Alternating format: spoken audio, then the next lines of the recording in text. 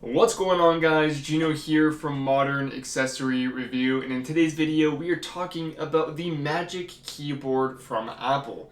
Now this thing is $300 for the 11-inch and $350 for the 12.9-inch, which is very pricey, but I do love what the Magic Keyboard has to offer. The very first thing I noticed while unboxing it was just the pure quality and design. The case has an overall sturdy feel to it, and flipping the iPad up into the keyboard position is really smooth and actually kind of satisfying. And the Magic Keyboard itself does have a magnetic back here that fits perfectly with the iPad, and these three little dots that you see right here and also on the iPad is what allows the keyboard to automatically connect to the iPad when you pop this baby in.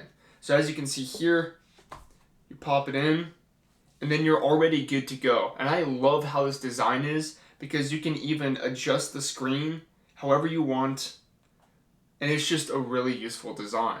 And the Magic Keyboard is only compatible with the iPad Air 4, which I have right here, and a lot of the iPad Pro models.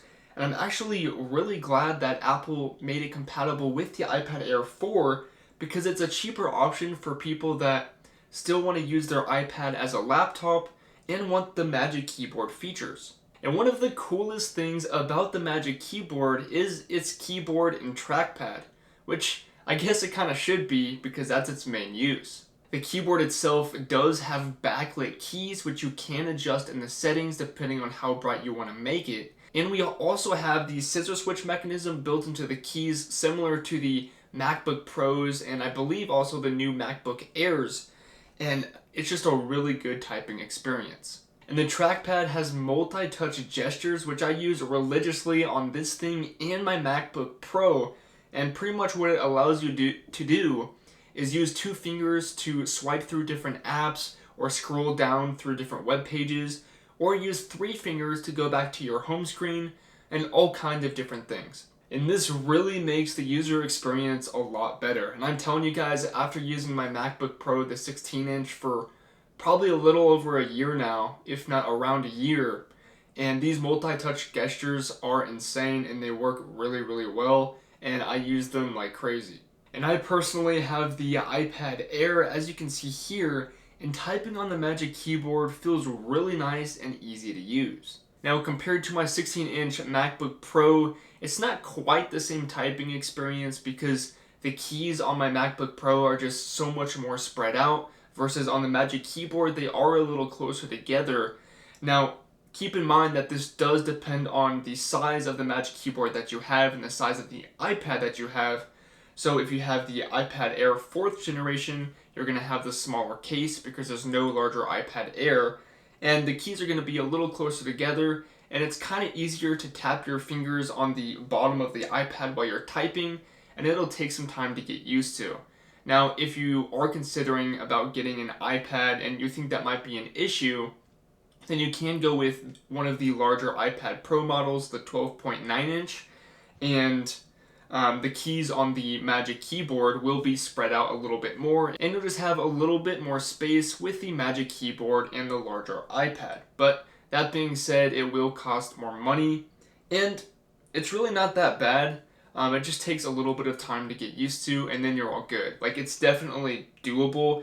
And honestly, I could definitely use this as my own laptop as well if I really wanted to. So definitely keep that in mind if you are considering about getting an iPad with the Magic Keyboard in the future. Now obviously the Magic Keyboard doesn't just only essentially turn your iPad into a laptop, but it also protects your iPad from the front and the back. You are still definitely going to want to be careful with this thing, and you definitely don't want to drop it because I'm not sure how much protection you're going to have on the corners here because the sides of all of the iPad are still open, and I don't really want to test that. And your iPad will have plenty of protection from scratches. And because the Magic Keyboard is directly connected to your iPad through those three little connector dots that I showed you guys earlier, it does take a little bit more of the battery from your iPad. That being said, I haven't actually really tested how much battery is being used up while it's attached to the Magic Keyboard,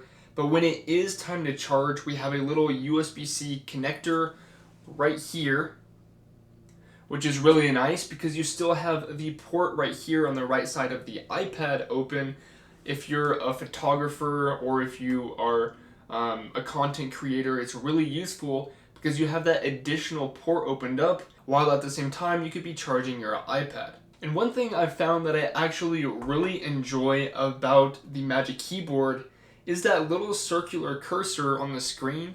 And I don't know if it's just me, definitely let me know what you guys think about that little circular cursor here, because I think it's just super cool and it's really nice to use besides the arrow. Definitely know what you guys think about it. And honestly, I don't know why I like to use it so much, but I guess it's just different than an arrow, and I've always used an arrow, and the circle's kind of nice for a change. Now, going back to the materials here, the outside of the Magic Keyboard kind of has this like soft and rubbery feel to it almost, and the magnetic part that connects to your iPad is like this soft material. Be careful here.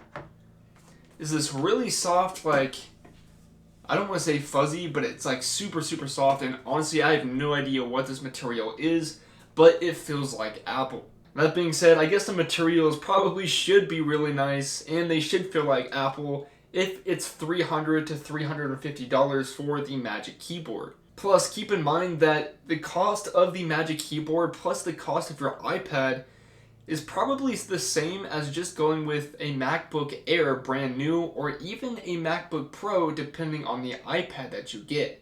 So if you get the iPad Air 4 and the Magic Keyboard, then that's about the same price as a MacBook Air. But if you got an upgraded iPad Pro and got the Magic Keyboard, then you're looking at possibly being the same price as the MacBook Pro 13-inch, the starting price, which is pretty crazy. So overall, you may want to consider going with a MacBook Air or MacBook Pro, depending on if you want the portability aspect or if you don't, because iPads are definitely better for that portability aspect.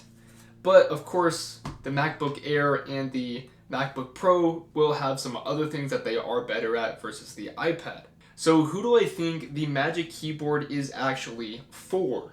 Well, like I said, the iPad is for those who want a device that can be more portable, and the Magic Keyboard adds on to that portability because it essentially turns your iPad into a laptop. For those of you who are pro users, you have the iPad Pro and you upgraded it and you do a lot of different maybe photo editing or even some video editing or maybe some other creative stuff that takes a lot of power. I could see you getting the Magic Keyboard because it's the best of the best. It has all of the cool features like the gestures and that kind of stuff.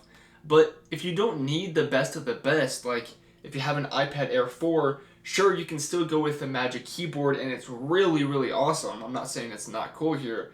But not everyone needs all of these cool features. And Apple actually does have a cheaper option for, I think, $179. And if portability is your main concern here and you already have an iPad Pro or an iPad Air 4th generation, and maybe you want the best of the best, then I can justify the price of the Magic Keyboard, but it's not for everyone. And Apple's cheaper option is called the Smart Keyboard Folio, which I said already is $179, but it definitely doesn't have some of those cool features like the backlighting that's in the Magic Keyboard. And as always, if you guys want to check out the Magic Keyboard here or the cheaper option, the Smart Keyboard Folio, I will link them both down in the description below this video. But with all of that being said, I hope you guys enjoyed the video, and I'll see you in the next one. Peace.